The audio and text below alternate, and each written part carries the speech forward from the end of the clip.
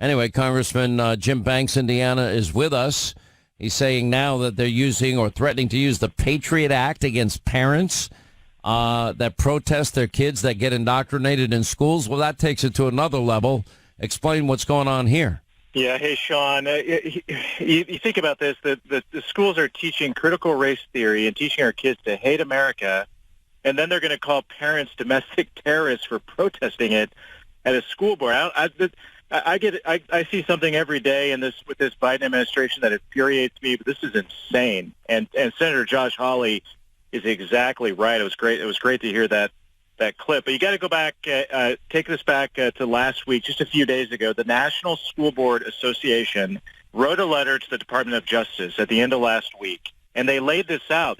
They called on the Department of Justice to use they actually listed the Patriot Act in the letter. Then they listed a lot of other federal laws, federal hate crime laws. They spelled it out. They listed a number of federal statutes and laws that they called on the Department of Justice to use against parents who show up and protest at school board meetings. I got to tell you, I meet especially moms, some dads too, but really I meet moms every single day who are outraged about what's going on in our schools, and they're getting involved in politics for the first time ever, Sean. I predict this is going to be a big motivator in the midterm election next year.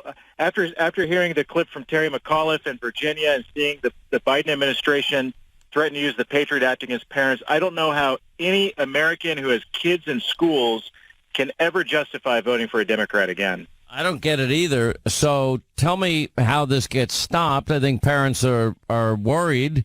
I mean, they're getting lectured by governors that they shouldn't have a role in their own kids' education. I mean, the problem is that most parents are already strapped. They're already working their 12, 14 hours a day. I don't know anybody that works an 8-hour day. Maybe you do. Well, with all due respect, a lot of your fellow members of Congress, they don't really work too much. I would actually prefer you guys not work at all, because it would save us a lot of money if you didn't work and take a permanent vacation for a couple of years, or go in a session maybe for a week once every 3 years or something. That'd be fine with me. But more seriously, most people work 12, 14 hours a day.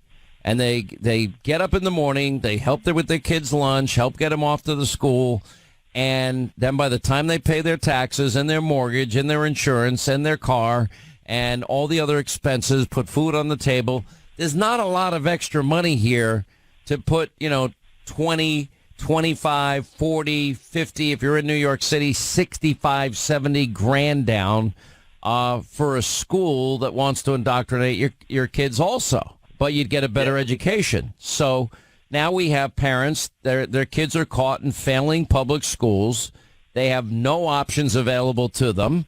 And now there's a stranglehold, a monopoly that the government has on the education of our kids. And now they're trying to push parents that are speaking out of the classroom and punish them. Yeah, these are parents. You're exactly right, Sean. These are parents who work hard every single day. They don't think about politics every day. They don't have time to. They're working hard just to make ends meet. They send their kids off to school.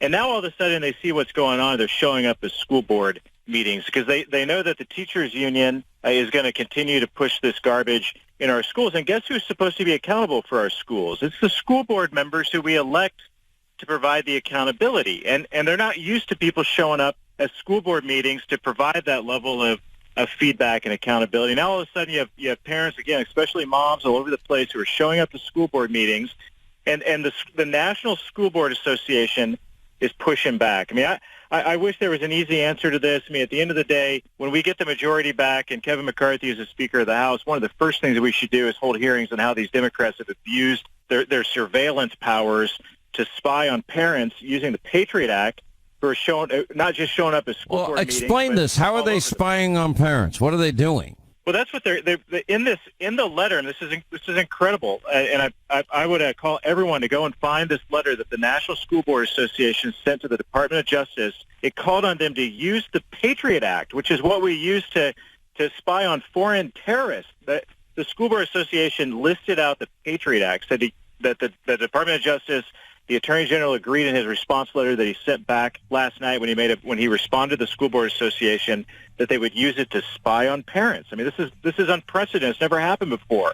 To do that on American soil to parents who are upset about what's going on in schools and showing up at school board meetings to use a law that we use against terrorists. It's unbelievable. It really is unlike anything I've ever heard.